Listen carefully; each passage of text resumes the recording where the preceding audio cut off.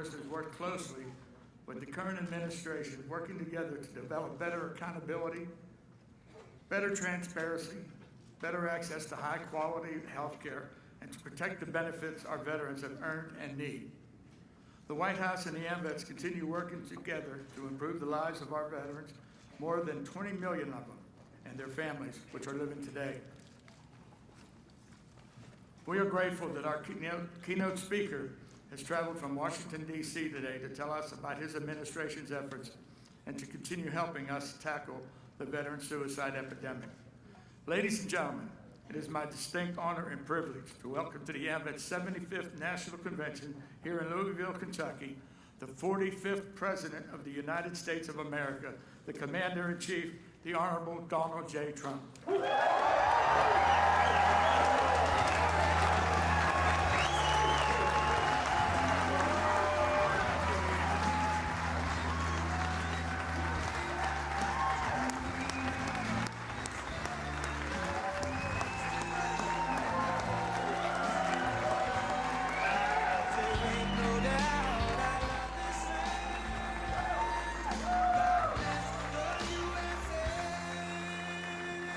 Thank you very much.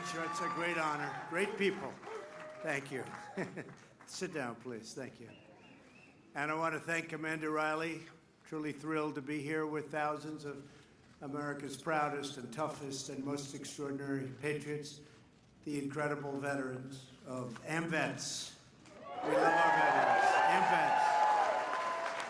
Thank you very much. We're special people. You fought courageously for our country, and now my administration is fighting courageously for you. That's for sure. And you know, we've accomplished a lot, we've done a lot, and one of the things we have done is you get that medical care quickly now when you go into those doctors, and you used to have to wait for weeks and weeks and weeks, and you don't wait anymore. You go out and see a private doctor, and we pay the bill. And people are really happy about it, and the vets are very happy about it. Veterans' Choice is, you've been trying to get that for 44 years, they say. 44 years. I guess it's longer than that, probably earlier than that, but for 44 years at least that we know of. And you got it, so congratulations. Hopefully you don't have to use it too often because you're going to feel great, okay? To every veteran here today, all across our land, thank you for your noble and incredible service. It's an honor, really, of my life. I understand that I'm the first Commander-in-Chief, first President to address you and be here, and that's something that's very special. And it's also an honor to be the Commander-in-Chief of the greatest fighting force the world has ever known, the United States military. And it's stronger today. And it's a lot stronger today than it was 2.5 years ago, I can tell you that. A lot stronger today. A lot stronger. $700 billion we spent, and then 716 billion, that's with a B. And this year it's $738 billion. So we've rebuilt your military, and it's stronger than ever before. And that was really needed. It was depleted, it was tired, it was exhausted. And you know that better than I do, but we have totally rebuilt it. I want to thank your outstanding National Commander, Reed Riley, as well as your terrific Executive Director, Joe Shenley. Where is Joe? Joe, thank you. Where's Joe? Thank you, Joe. That's not a very good seat for you, Joe. Get that mention right up top, but look, see? You want to give other people the better seats. I like that type of person, right? Thank you, Joe. It's also my privilege to recognize your National First Vice Commander, the highest-ranking woman in AMVETS history, retired Air Force Senior Master Sergeant Jan Brown. Jan. Thank you, Jan. Congratulations as well to this year's recipients of the Silver Helmet Awards, especially a dear friend who is an inspiration to all Americans, World War II veteran and Medal of Honor recipient, Woody Williams. There's Woody. Thank you, Woody. You're looking good, Woody. Woody's looking good. That was a big day. Medal of Honor. Nothing like the Medal of Honor. I wanted one, but they told me I don't qualify. I said, can I give it to myself anyway? They said, I don't think that's a good idea. Great, great people. These are great, great men and women that get the Congressional Medal of Honor. Thank you, Woody. We are unbelievably grateful to all of the members of AMVETS and Ladies Auxiliary. They've worked so hard, and the sons of AMVETS and the junior AMVETS, and of course, the legendary AMVETS writers who are fighting to keep alive the spirit of Rolling Thunder. I love Rolling Thunder, that noise. Wow. Rolling Thunder. We're taking care of Rolling Thunder since I've been there. Rolling Thunder, please stand up. You have so many great people. So many great people. Thank you. Thank you. And the leaders are all here, too. Thank you. And we'll see you in a little while in Washington. And to honor the prisoners of war and those missing in action, today we renew our vow that America will never, ever forget. It's a great, thank you. Great to be joined by a number of champions for Americans veterans, including Secretary of Education Betsy DeVos. Betsy, doing a great job. Deputy VA Secretary James Byrne. James, thank you. Great job. A man who has really done a great job. I don't know if he's appreciated. Sometimes it doesn't work out that way, but he's done an incredible job. And your state is doing phenomenal business, and I want to take all of the credit, but I can't because I have to give him a lot too, because he has been a truly great governor, Matt Bevin.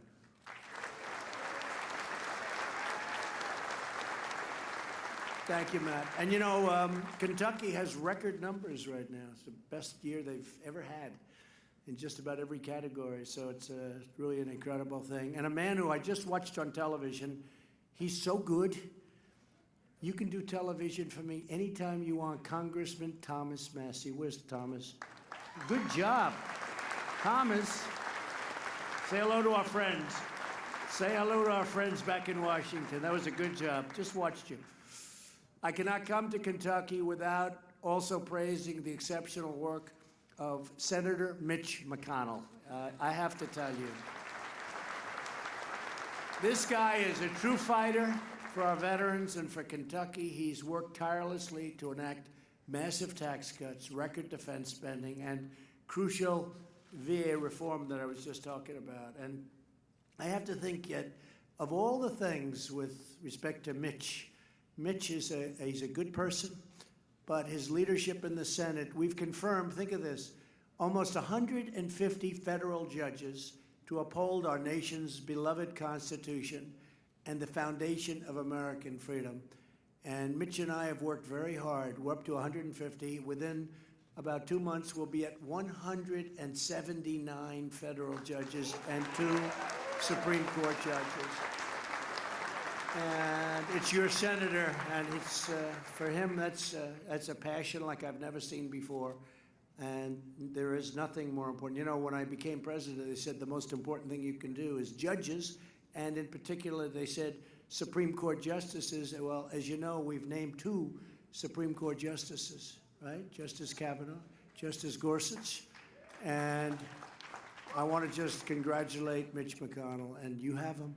You have him, and he's a champion, and he fights hard, and he really is something special, and he loves your state. And I'll be here campaigning for Mitch, and I'll be campaigning for Matt, and we're going to get them both back in. And I just had to say, because Mitch has been somebody very special, and Matt knows that as well. This year, we commemorated the 75th anniversary of D-Day, June 6, 1944, when thousands of American patriots stormed the beaches of Normandy and charged through the fires of hell to ensure the survival of liberty. This year also marks the 75th anniversary of the organization that took care of those victorious veterans when they returned, and every generation of veterans since. Incredible job. Today we celebrate AMVETS for 75 years of love and loyalty and lifelong service to our military personnel, to our veterans, and to their families. Congratulations. Thank you very much. Thank you. AMVETS posts across the nation have become pillars of pride in our community, so true, and shining symbols of the enduring power of the American spirit. Your support of our troops overseas, it welcomes them when they come back home, and you welcome them, and you're there for them in every way, medically, physically, morally. You're with them all the way, and they appreciate it much more than you would even know. You safeguard our values, pass on our traditions, and teach generation after generation to love our country, honor our heroes, and always respect our great American flag.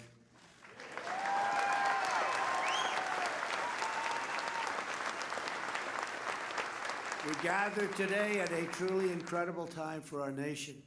We are reawakening American pride, American confidence, and American greatness. We are America first. It's about time, too. It's about time, wouldn't you say? We hear America first. You didn't used to hear that. You didn't used to hear that too much, right? You didn't used to hear it at all, come to think of it. You hear it a lot now. Hope you don't get sick of it. I don't think you will. Not this group. Not too many people in our country would feel that way. We're respected again as a nation. We're respected again. We're restoring the fundamental principles that government and its first obligation is the highest loyalty is to our citizens. It's the loyalty to our citizens that really is that first obligation. No longer will we sacrifice America's interests to any foreign power. In all things, we are putting our country first. We are saying, let's say, make America great again, but we're almost there where we say, make America great again. We may have to switch it. You know what we're going to switch it to, right? Huh? That's right. That's right. I won't say it here because this is not a campaign speech. It's not a campaign speech.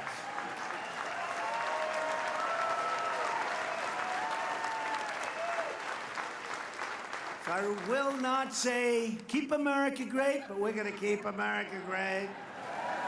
We're going to keep America.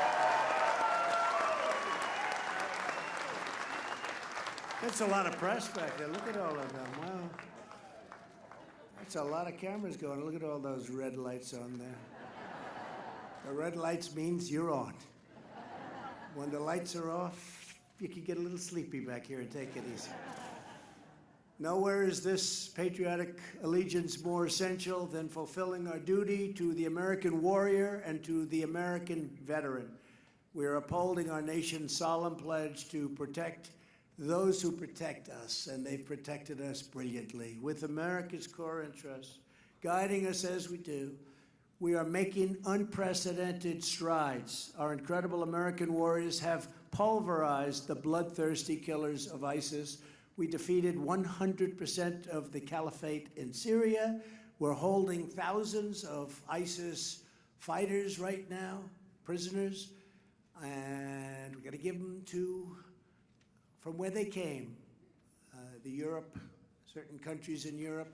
They got to take them back because we don't want to hold them.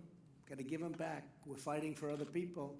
We got to give them back. They got to take them. They'd rather have us hold them and let us have them for 50 years. We don't want them. We don't want them. They should take them. Do we agree? They should take them. They say to us, why don't you hold them in Guantanamo Bay for 50 years and you just hold them and spend billions and billions of dollars holding them? And I'm saying, no, you got to take them. We fought. We have them captured. They're all captured. Thousands. ISIS. But now Europe has to take them, and different countries where they came from have to take them. Do we agree with that? I was just curious as to what you thought. We withdrew from the horrible Iran nuclear deal, horrible deal. We brought home the remains of our fallen North Korean war heroes. We brought them home, so many of them, and many more are coming, so they can rest alongside their brothers and sisters in American soil. We believe in our sacred responsibility to ensure no one is left behind, right? We're rebuilding the awesome might of the United States military with these big budgets that I just described. And think of it. Thank you very much. I appreciate it. Thank you very much.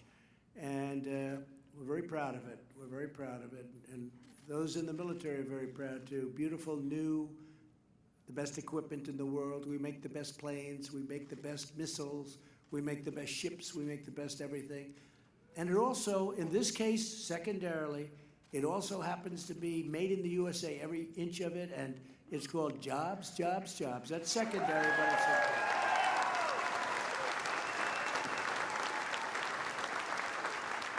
And the Army will very soon have 300 powerful new M1 Abrams tanks. The Navy is deploying the most advanced class of aircraft carriers in history. With hundreds of brand new F-35s and F-18s, American airmen will continue to own the skies wherever we fly. We have the greatest Air Force in the world. And we're preparing to dominate the newest warfighting domain by establishing a sixth branch of the armed forces. It's called the Space Force. We need that, the Space Force. And that's moving along through approval, and it's become very, very popular. People see it now more than they did 2.5 years ago. They see it now, and they know how important it is for defense and offense and for everything. We've delivered the largest pay raise in years for every soldier, sailor, airman, Coast Guardsman, and Marine in the United States military, one of the largest increases.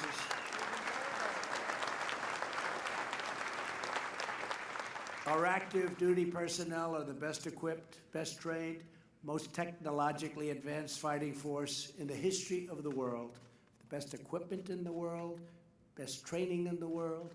America is a peace-loving nation. We seek friendship, we seek harmony, not conflict and division. But if we are threatened, we will never hesitate to defend our people as they should be defended.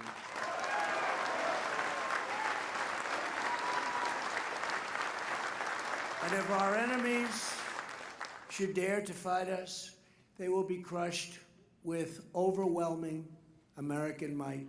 No adversary stands a chance against the awesome power of the red, white, and blue. There is no military even close to ours. You know, you read all sorts of things, well, maybe this country, maybe that.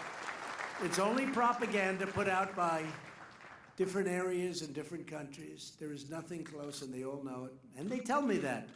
They tell me that. There's nobody close. And we have to keep it that way. And we don't want to have to use it. We don't want to have to use it, but we have to have it just in case, right?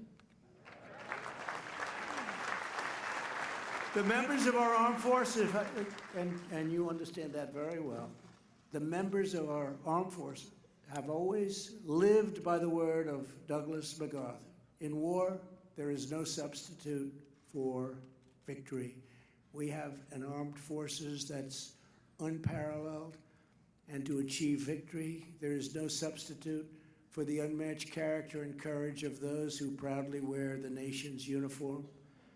And we even have different uniforms. Did you see some of the different designs of the uniforms? We're going back to a style and a look that nobody thought we'd go back to because of expense, and now we have brand new, the most beautiful uniforms you've ever seen. But much more importantly are the people that wear that uniform. What's inside that uniform? That's much more important. Much more. That's the best in the world. Every warrior who serves has poured out, and they have poured out their hearts and souls for America. We believe their government must show them the same devotion in return, and we've been doing that, at least in the last 2.5 years we have. Can you believe it's almost 3 years now? Because I've been saying 2.5 years now for a number of months. And we're getting close to 3. I'll have to be changing it to 3 very soon. After years of neglect, we're fixing the heartbreaking failures from the last administration at the Department of Veterans Affairs. America must never abandon our heroes in their hour of need. We'll never do that. For that reason, I proudly signed into law the groundbreaking VA Accountability Act. Good deal. And that was another one. They wouldn't do it. 40 years, 50 years, they wouldn't do it. You couldn't get it done. And I won't blame unions, and I won't blame civil service. I won't blame any of it. But man, was there power against it. It was tough, and I got it done. Now somebody mistreats you or mistreats people in the VA, and we know what happens, right? It's called, you're fired. Stand up, please. Stand up. There's the man that implements it. You're fired. Get out of here. Get out of here. You couldn't fire anyone for virtually any reason. They could do anything. So we have the Accountability Act, and we've removed more than 7,600 bad employees who failed to give our vets the care they so richly deserve. 7,600. Think of that. They were treating some of them, no, most of them are fantastic, but some of them were treating our people, our great heroes, so badly, sadistic, terrible people. They were terrible people, and they're gone. They're fired. They would never have been fired. 7,600. I didn't know you were that vicious to get rid of that many. And everyone deserves to be out, right? Good. That was a big deal. That was a hard one to get.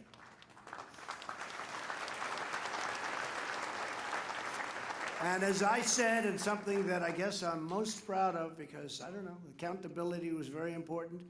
Some people think it was as important, maybe not.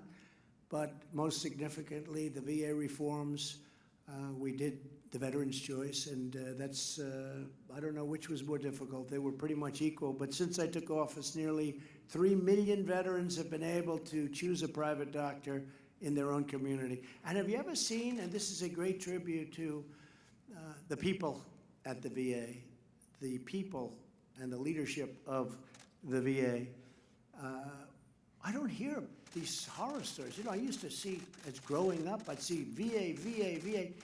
I don't want to, you know, well, let me find some wood. Wait.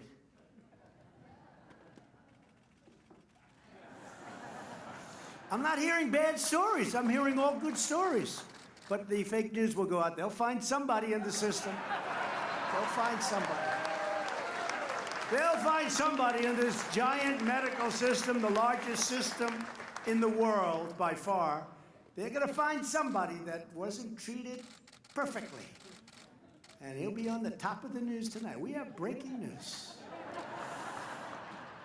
We've also slashed wait times at the VA by more than 33%. That's a great thing.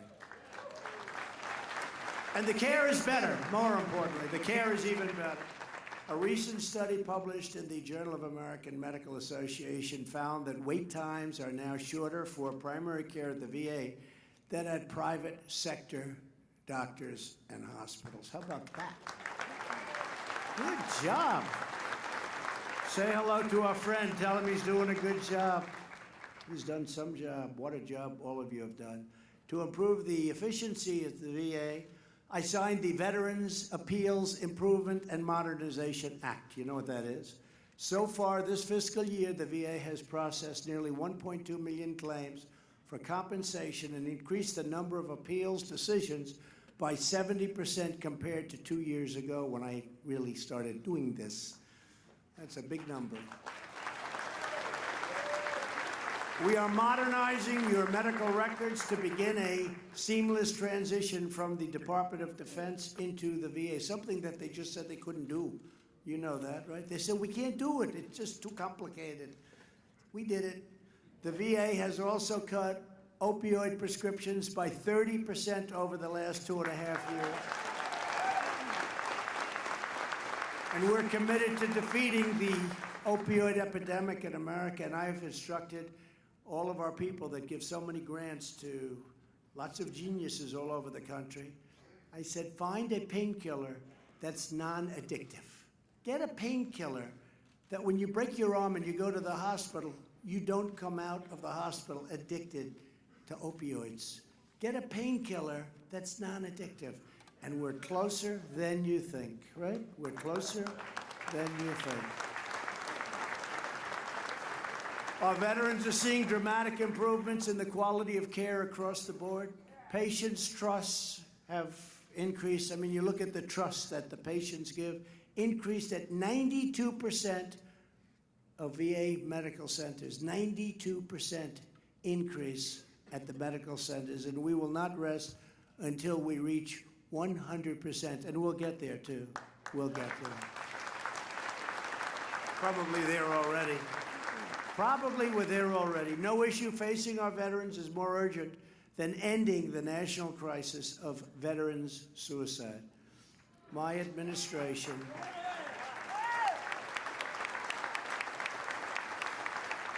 is determined to do everything in our power to save the lives of our heroes.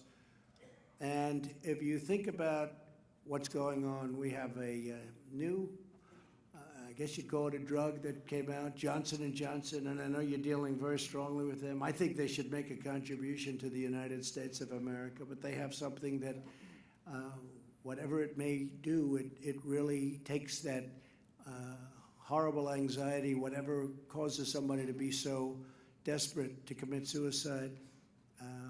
You take it, it's an inhaler, and you take it, and its results are incredible. I don't know long term, but it really has an incredible effect on a lot of people. And I've instructed the top officials to go out and get as much of it as you can from Johnson & Johnson. And I think they should they've done so well in this country and they've made so much money. I think they should give it to us for free. Give it a shot. Give it a shot. No, but it's incredible, actually. It does something pretty amazing. It's new, and it's had a tremendous, and it's been approved. I guess it's been fully approved, right? It's gone through the process, and it's gone through a long process. It's been fully approved, and we think that's going to have a great impact. We've secured a record $8.6 billion for mental health services, and we opened, it's a record, we opened the White House VA hotline to help ensure no claim ever again falls through the cracks. I mean, a lot of claims were having a lot of problems going on for years. We work it out. The VA is now providing same-day emergency mental health care and mental health screenings to every patient that walks through the door. It's incredible, the difference between now and 3 years ago. To end the tragedy of veteran suicide, it will require government and society at all levels working together. We have to work together with a lot of different groups, a lot of people, and a lot of progress is being made, but going to be made. Things are happening. We must strive to build communities that truly serve, support, and protect our veterans from the very first moment they return to civilian life. It's an incredible adjustment. That's exactly what we aim to achieve with the PREVENTS initiative. You know what the PREVENTS initiative is? A task force created earlier this year to unify the efforts of government, business, and nonprofit groups. We want to build on proven strategies like the AMVETS HEAL. You know what AMVETS HEAL? You know what it is. You told me about it. Program. An amazing partnership with the VA that has served over 600 families in crisis in just the last year without a single life lost to suicide, not one.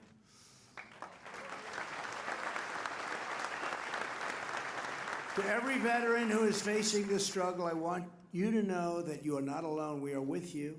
You are not forgotten, not at all forgotten. We're with you all the way. And you are not beaten. You will overcome, you will prevail, you will triumph, and you will thrive. You will thrive. A lot of progress has been made. So many different things we're making progress in. Millions of Americans are right by your side, and we are with you every single step of the way. One of those Americans is someone that you know very well, Jim Pigeon, a Navy veteran and former national commander of AMVETS. Jim, where's Jim? Come on up here, Jim. Come on up here, Jim. For the past 1,257 consecutive days, Jim has challenged Americans to join him in doing 22 push-ups. Don't challenge me. Don't make me do that. Representing the number of veterans whose lives in each, think of that, 22 representing, that's the number of suicides a day. Can you believe? I heard that number and I said, it can't be possible. You would think a year, a month, a day. Nobody can believe it. Nobody believes that, Jim. Thousands of patriots have joined him in raising awareness, and together they are summoning the national will to act. And I want to thank Jim. Jim, say a few words, please.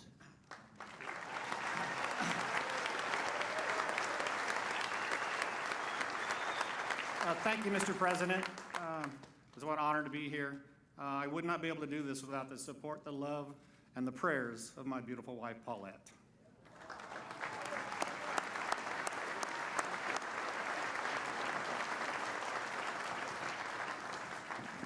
Got strong arms. Just tap them. It's like a piece of steel. Thank you, Jim. No one deserves the blessings of freedom more than the heroes who risked their lives to defend it. For this reason, my administration has worked aggressively to boost veterans' employment, and we're setting records. Since my election, we have reduced the number of unemployed veterans by 37%. That's pretty good. Veterans' unemployment has reached the lowest level ever recorded. You ever hear that? That's big. Same thing with African American unemployment. Same thing with Asian unemployment. Same thing with Hispanic unemployment. Same thing with many other groups. It's been amazing. To every employer in America, we say, if you are looking for a worker of unrivaled skill, integrity, and devotion, all you have to do is hire a veteran. That's what's happening, and they're doing it.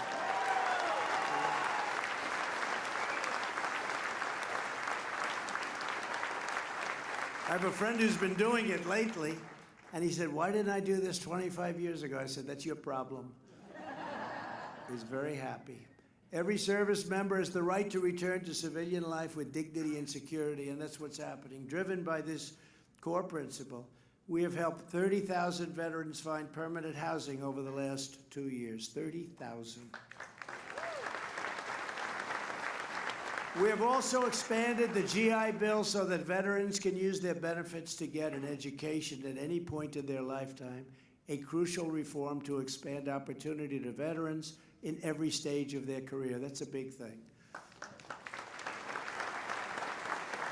And today I'm proud to announce that I am taking executive action to ensure that our wounded warriors are not saddled with mountains of student debt.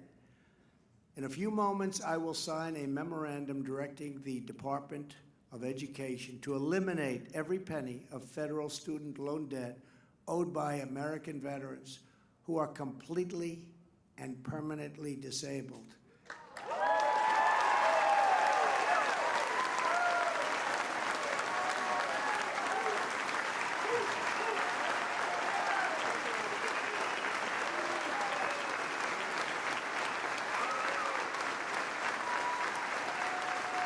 Incredible. Nobody can complain about that, right? Nobody can complain about that. The debt of these disabled veterans will be entirely erased. It'll be gone.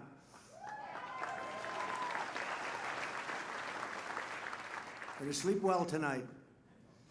Altogether, this action will wipe out an average of $30,000 in debt owed by more than 25,000 eligible veterans who have made immense sacrifices, the ultimate sacrifice in many ways for our nation. They've made a sacrifice that's so great, and they're such incredible people, and they never complain. They never complain. That's hundreds of millions of dollars in student debt held by our severely wounded warriors. It's gone forever.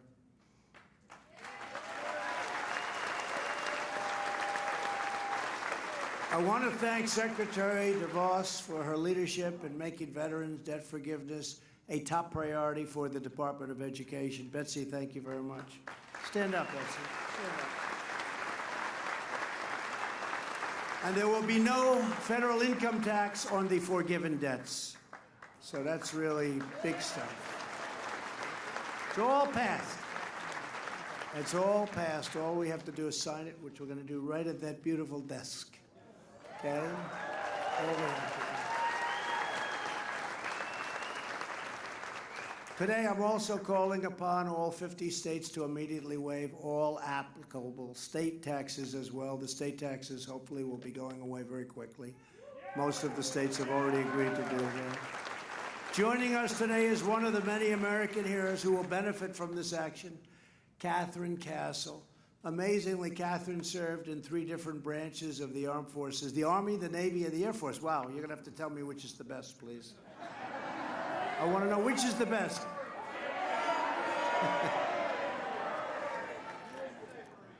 Which is the best? Don't say it. Don't say it. She may say it and I'll be in big trouble. Please say a few words. Thank you very much. Thank you. Thank you, everybody. This is an amazing relief on my family, as well as I know many thousands of veterans as well. Thank you.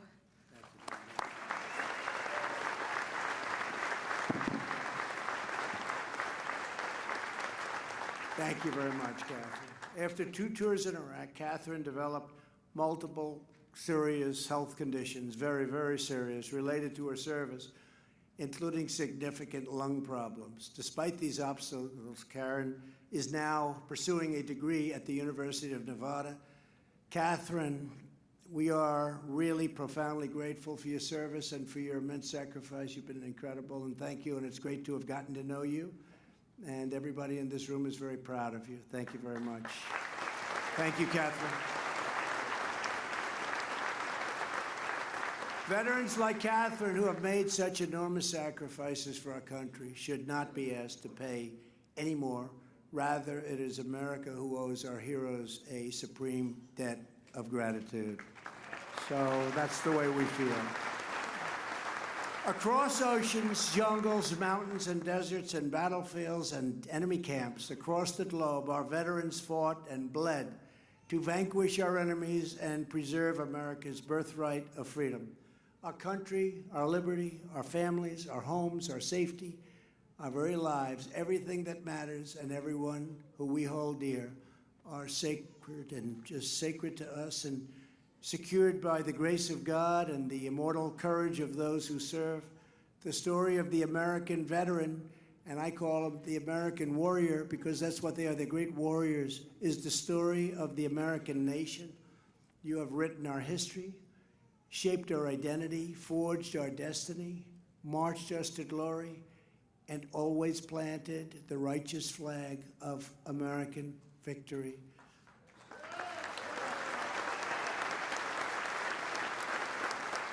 You have filled our enemies with dread. You have filled our friends with hope. And you have filled our American heart with fierce, patriotic pride. Because of you, America is safe. Because of you, America is strong. Because of you, America is free. And because of you, America will forever remain the bravest, mightiest, and greatest nation on the face of the earth. Thank you. Thank you. Because of you. Because of you. I would now like to ask AMVETS leaders to come forward. Secretary DeVos, please come forward. Deputy Secretary Byrne, Governor Bevin, Sergeant Catherine Castle, and Sergeant Nick Stefanik to join me on stage as I sign the presidential memorandum facilitating the cancellation of student loan debt for 25,000 of our most severely disabled veterans.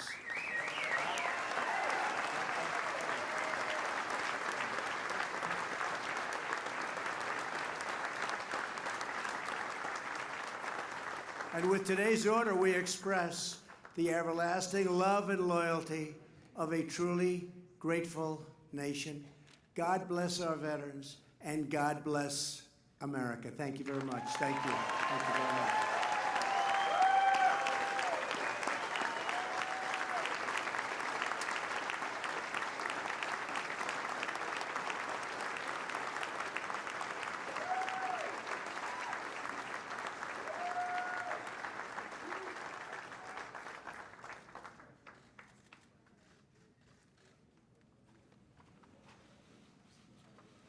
Should I do it?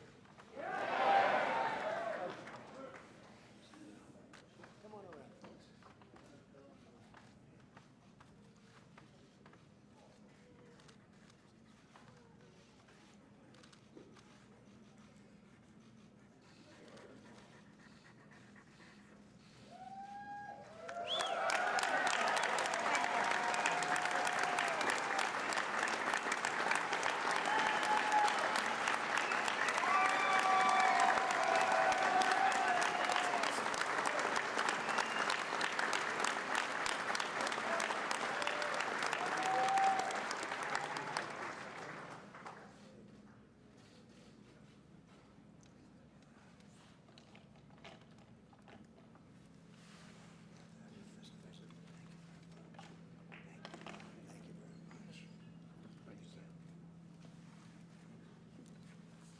Thank you very much.